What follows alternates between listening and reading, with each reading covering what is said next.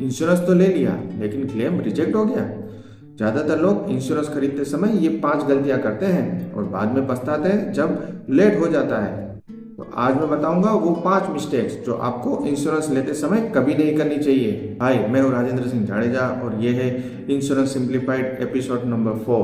और आज हम बात करेंगे वो 5 सामान्य गलतियां जो लोग इंश्योरेंस खरीदते समय जाने अनजाने कर देते हैं और इनको कैसे अवॉइड करें ताकि आपकी पॉलिसी आपको सही समय पे काम लगे।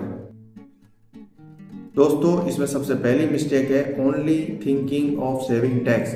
दोस्तों, ज़्यादातर लोग मार्च के महीने में इंश्योरेंस पॉलिसी खरीदते हैं क्योंकि टैक्स सेविंग हो जाता है, लेकिन दोस्तों टैक्स सेविंग के चक्कर में वो लोग ज़्यादातर गलत पॉलिसियाँ चुन लेते हैं।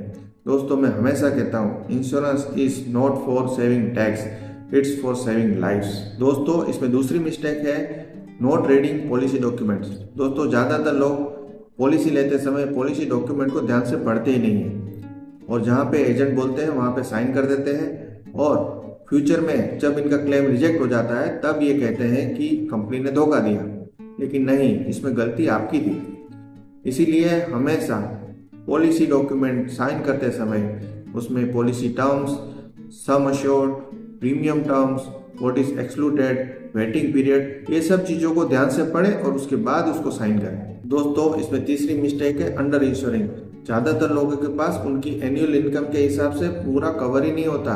मान लो किसी की एनुअल इनकम 1 करोड़ है लेकिन उसके पास जो इंश्योरेंस का कवर है वो सिर्फ 10 लाख का है, तो उसकी फैमिली को वो पैसा 1 या 2 साल में ही खत्म हो जाएगा। इसीलिए हमेशा अपना जो कवर है वो अपनी एनुअल इनकम के 10 से 15 गुना होना चाहिए, प्लस उसमें आपके फ्यूचर गोल और लोन भी ऐड होनी चाहिए। दोस्तों, इसमें चौथा है नॉट अपडेटिंग नॉमिनीज और अदर डिटेल्स। नॉमिनीज चेंज न करना एक कॉमन ब्लंडर है। दोस्तों, मैरिज, बर्थ या एड्रेस चेंज के बाद अपनी पॉलिसी को हमेशा अपडेट करें। अगर पुराना नॉमिनीज रह गया तो फ्यूचर में लीगल कॉम्प्लिकेशंस होना तय है और इसीलिए हर साल अपनी पॉलिसी को रिव्यू करें। दोस्तों, इसमें 5वीं मिस्टेक है मिक्सिंग इंश्योरेंस एंड इन्वेस्टमेंट। दोस्तों, ज़्यादातर लोग चाहते हैं कि उनको एक ही प्रोडक्ट के अंदर सब मिल जाए। उनको उसमें रिटर्न भी चाहिए, प्रोटेक्शन भी चाहिए, और जब रिजल्ट आता है तो ना रिटर्न मिलता है ना प्रोटेक्शन मिलता है। इसीलिए इन्वेस्टमेंट और इंश्योरेंस दोनों को अलग रखें। Insurance is for investment and mutual fund is for growth. When you mix the both you lose both. दोस्तों, एक व्यक्ति ने 25 लाख का इंश्योरेंस पॉलिसी लिया लेकिन नॉमिनी अपडेट नहीं किया।